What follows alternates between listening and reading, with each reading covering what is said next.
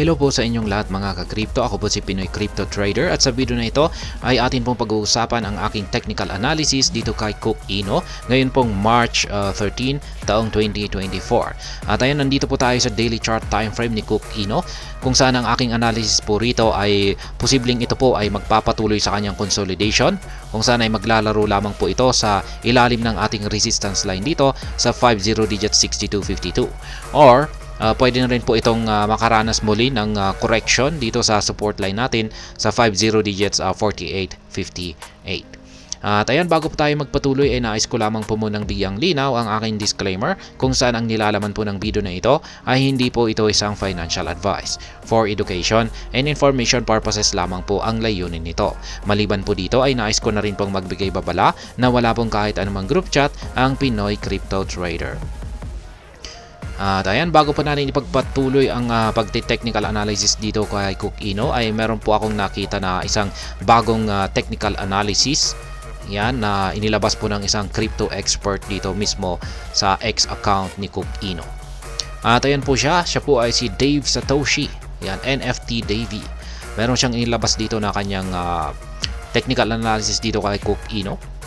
Ayan, kung saan ay pair po pala ito ng Cook Wavax. Ayan, Cook Wavax po pala ito. Dito po pala, ayan, Cook USD. Ayan, Cook USDT po ito.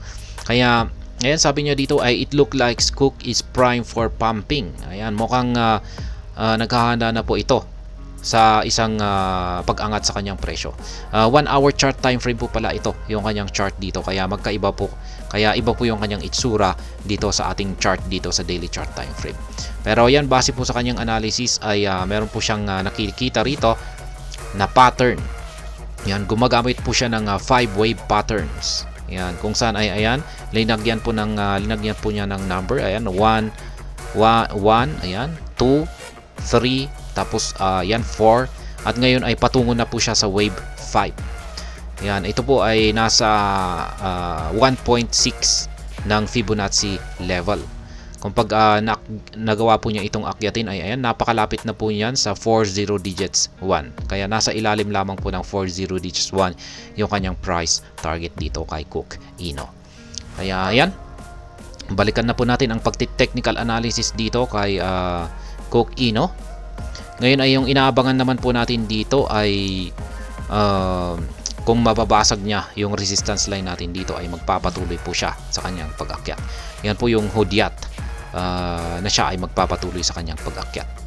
Pero sa ngayon, base po sa mga analysis po na base po sa mga indicators natin dito ay mukhang wala pa siyang sapat na persa para basagin ito. Kaya yung aking analysis is maaring maglalaro muna siya, magko-consolidate muna siya ng ilang mga araw dito sa ilalim po ng resistance line natin dito sa 6252.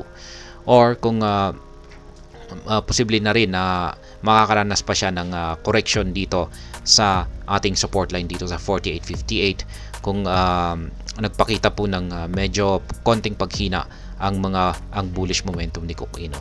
Pero pagdating naman po rito kasi sa ating Halswit indicator ay punong-puno pa rin ito ng bullish momentum. Uptrend pa rin po itong si Cook Ino. Kasi kung pag mapapansin po natin ay malusog naman yung kanyang pangangatawan. Habang humahaba ito ay mukhang parang unti-unting mas lumalaki yung kanyang sukat. Yan, nagpapahiwatig po yan na unti-unting nadadagdagan ang bullish momentum ni Cook Ino. Kaya ang aking analysis dito ay pansamantala lamang, hindi po magtatagal yung kanyang consolidation dito ay sa hinaharap ay mababasag niya ang resistance line natin dito na 6252 at magpapatuloy po ito sa kanyang pag-akyat. Kaya yan po ang ipinapahiwatig ng ating Halswit indicator dito. At pagdating naman po dito sa ating QQE mode indicator, ayan, kulay blue siya. Kung pag kulay blue po ay ibig sabihin ay bullish na rin po yung ating bullish trend na rin po siya. Sumasang-ayon po siya na bullish trend ang kalagayan ni Cook Ino. Pero nakikita po kasi natin ngayon na yung kanyang nabubuong QQE bar ay magkapantay.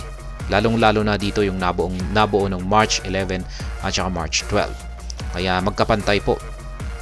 Yan, ibig pong sabihin ay kung pagpantay-pantay yung sukat ay makakaranas po ito ng consolidation. Pero pag lumiliit naman po yung kanyang sukat ay makakaranas po ito ng correction.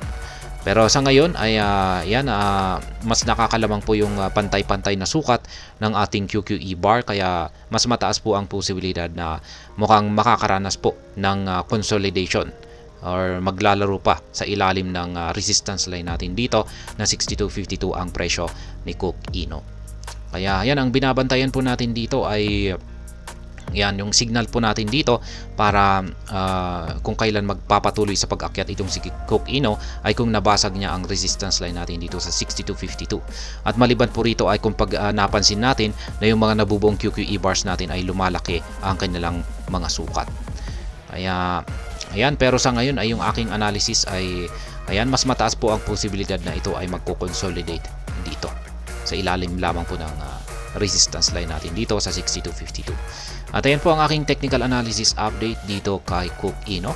At hanggang dito na lamang po tayo sa video na ito mga ka-crypto. Sana po ay inyong nagustuhan ang aking paliwanag dito. Kung inyo po itong nagustuhan, pakiclick lamang po ang like button nito. Para naman po sa mga bago lamang dito, kayo po ay aking inaanyayahan para mag-subscribe. Pakiclick na rin po ang bell icon nito dahil ito po ang siya magsisilbing notification nito sa mga bago kong videos na akin pong ina-upload sa aking YouTube channel na ito. Marami pong salamat sa panunood, ingat po tayo lagi at God bless po sa ating lahat.